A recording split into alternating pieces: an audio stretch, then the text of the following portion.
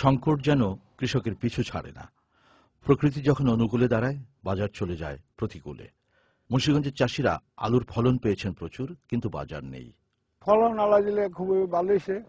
বেডিসি আলু এনে লাগাইছিলাম, কোনো পাইকারি নেই। আলু এই আলু আমরা বিভাগে আলু বিক্রি করতে পারতাছি না, এই যে বুড়ে রাখছি, কোনো পার্টি নাই। এই চকের মধ্যে কোনো দেখবেন কোনো পাইকার বলতে কিছু নেই।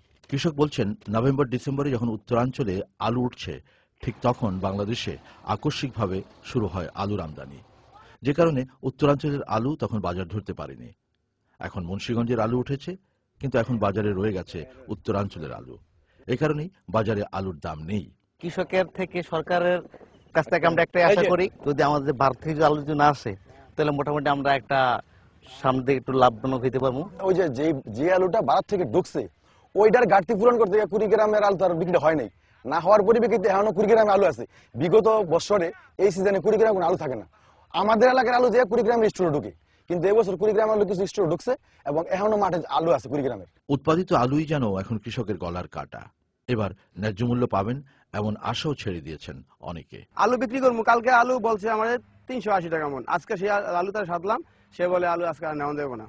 যে আলুর দাম কোনো কৃষক বাঁচতে পারবো না, যে পরিস্থিতি আছে মানুষ আল্লাহ যদি বাঁচার কোনো পথ নাই। এই হচ্ছে কৃষকের নিয়তি। হাজার হাজার টন আলু এভাবে স্তূপের নিচে জমা পড়ে আছে। নেই পাইকার, নেই ক্রেতা, নেই এর বাজার দরও। কৃষক বলছে, সরকারি সুষ্ঠু পরিকল্পনার অভাবেই আজ এই দুর্দশা। কৃষক সরকারের কাছে এও প্রত্যাশা করছে এর সমাধান সরকারই করবেন।